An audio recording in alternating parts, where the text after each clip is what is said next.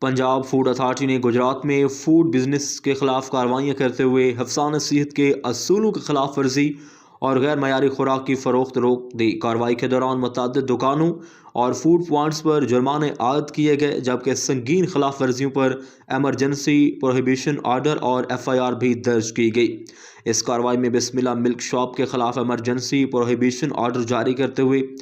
FIR درج کروا دی گئی، جبکہ طارق سویٹس اینڈ بیکرز کو بند کر دیا گیا، جبکہ دکانوں پر بھی